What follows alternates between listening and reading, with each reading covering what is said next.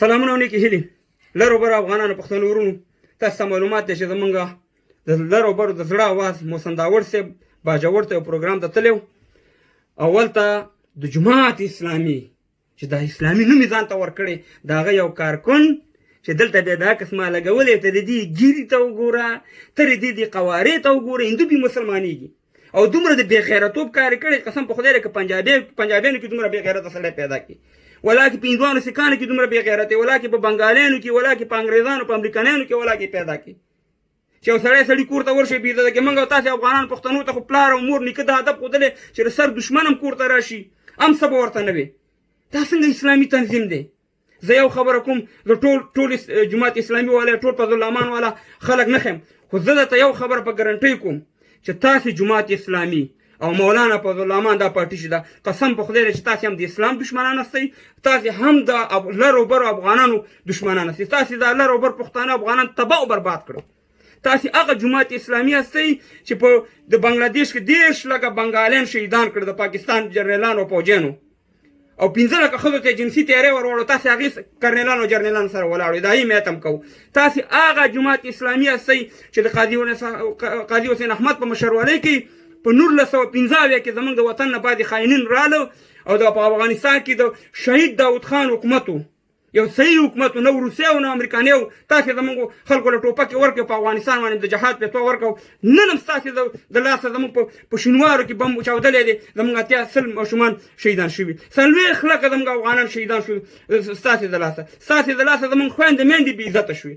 ستاسې د لاسه موږ در په در یو ای جماعت اسلامي والا ای قاضي حسین احمده ای فضلالرحمنه ای سمیع الحقه سمیع الحق ته دې وګوره خولۍ داسې ایښي لکه د کوڅو کې چې لوچک ګرځي تاسې کوم کار د اسلام کړی دی تاسې همیشه د دې په دې ګیرو باندې موږ غولولي د مولانا بیجګر صاحب خبره ګیره هغه ګیره ده چې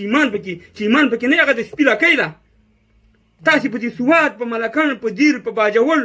په تورخم کې دا خویندې میندې چې زموږ بې عزته شوي تاسې یو ورځ دې لپاره جلسه ایستلې ده چې تاسې کله د کشمیر لپاره جلسه وباسئ کله د برما لپاره کله د فلسطین لپاره همیشه منافقت کړی یو ورځ د هیلمنډۍ لپاره هم جلسه وباسئ د هیلمنډۍ چې په لاور کې ښکاره چلیږي دا شی نه دغې دپاره تاسې کله راوتې یاستئ چې په افغانستان کې په 2001 کې د افغانستان اسلامي امارات حکومت او دا ټانکونه او دا توپونه او دا شیونه همدغه پاکستان ته تلو او زما افغانستان یې بمباري کوو او تاسې خړې سترګې نیولې دلته ناست وئ تاسې کوم کار د اسلام کړی تاسې هغه ضربې موږ ته راکړي هم اسلام ته هم افغانانو پښتنو ته تاسې به هېڅکله موږ معاف نه کړو ستاسې په فتواګانو باندې زما په وطن کې اوس هم اور بلیږي اوس هم زه سوځم همدا ستاسې د جماعت اسلامي او ستاسې همدا د فضلالرحمن د پارټۍ فضلالرحمن هغه پارټي ده چې د پلار په کور کې د غازي امان الله خان په خلاف باندې د کفر فتوا ورکړل شوه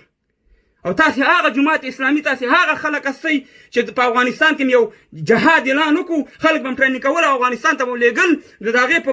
په بدله کې د هغې په ایوارډ کې په کراچۍ کې حکومت درکړو په 1980 کې ته ورشه اوس په کراچۍ کې 19 سیټه وګټه که نه ستاسې مخونه موږ پېژندلي دي تاسې هم د لر او د بر د ټولو دشمنان هستئ تاسې به هېڅکله موږ معاف نه کړو او ستاسې دا حرکتونه چې دا تاسې کوئ دا اوس یو اواز راوچت شوی دی انشاءالله دا د منظور پښتون کار نه دی دا د ټول لرو برو افغان اواز دی موږ به تاسې هېڅکله معاف نه کړو تاسې همیشه اسلام ته هم ضربه رسولې ده او پښتنو ته هم ضربه رسولې نن چې په شینوارو کې کم بمي چاودنه شوي کم ماشومان شهیدان شوي د دې ټول مسؤلیت ستاسې دی ځکه ستاسې په فتواګانو ستاسې په دا جهادونو فتواګانو چې زموږ وطن هم د تبۍ سره مخامخ کړی دی زموږ د دې شهیدانو ذمهوار به تاسې به جواب ورکوئ هم به د قاضي حسین احمد به دې ورکوئ هم به د فضلالرحمن ورکوئ هم سراج الحق ته به یې ورکوئ ډېر بې غیرته کار هم کړی داسې بې پښتو بې غیرته کار به په ټول دنیا کې نه کړی کوم کار چې تاسې کړی تاسې به هېڅکله موږ معاف نه کړو تاسې موږ سره ډېر بد کړي دي پښتنو سره په دې اسلامي خبرو موږ نه غولېږو د عمران خان بلا دې په تاسې ولګي